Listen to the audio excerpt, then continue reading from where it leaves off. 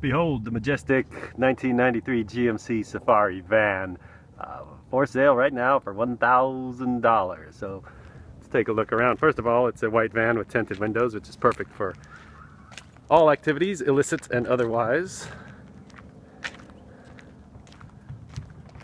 And this is the 8-passenger model of van, so it's got 2 rows of seats inside, which are removable, bucket seats up front. You can see there's a ton of room in there, so lots of room for explosives, or if you kidnap people. They say fat kids are harder to kidnap, but whoever said that didn't have a van like this. You could fit a whole gang of fat kids back here and hold them for ransom. Not that I approve of either of those activities. I'm just saying, you know who you are, and this van would be perfect for you. Or if you're a gardener, you're hauling lawnmowers, it's great for that too. I've replaced the latch back here, this handle, replaced the door handles also because they went bad. There's a little storage space back here too, even if you've got 2 seats in here. Great for hauling motorcycles.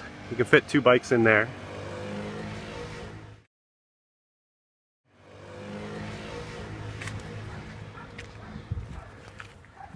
It's got 3 new tires. I don't know why I only put 3 new tires on it, but that's what I did. So 3 of the tires are new, and then this back one is starting to get weird bulges in it and kind of wiggle, so you'll need to replace that pretty soon. And even if you're not a criminal, this van gets tons of street cred. You get that criminal respect or fear, depending on how you define it when you're driving this thing around. You always have the right of way. Everybody's scared, and if that's what you're looking for, this is the ultimate perfect vehicle for that. It's got 217,000 miles on it. I put new cylinder heads on it around 200,000 miles. So it should be good for another 100 at least. The bottom ends on these are pretty tough. The hood release at the moment doesn't work. It's the latch is stuck, so I don't know how you're going to get the hood open. At some point you'll want to do that. You can probably adjust the tension on the cord under here.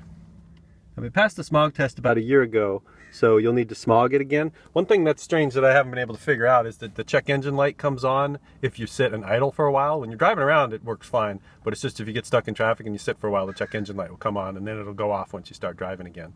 So that's a challenge for you. That was happening when it passed emissions also, but for some reason it still passed. So good luck with that. That's your problem, not mine. That's what you get in a $1,000 car. But hopefully if you've got some mechanical inclinations, you can probably figure out what it is.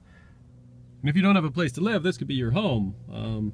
Take the seats out and put them out in front like couches on your porch. Put an air mattress in here. It's 4 by 8 feet on the floor, so that's plenty of room to fit your bed, your alarm clock, your various essentials, porta potty, whatnot.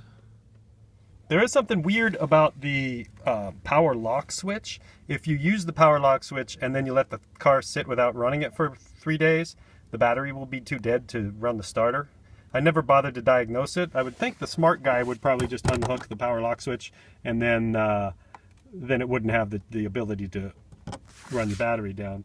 So you'll want to deal with that right away, or just don't use it. If you don't use the power lock switch, it's gone for years.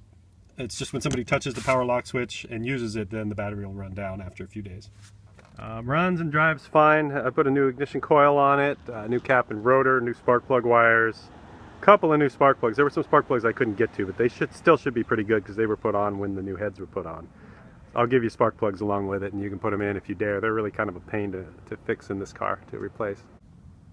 So that's it. I figured you buy this car for $1,000 and you put $500 into it, or do the work yourself, and you've got a good runner, good work van.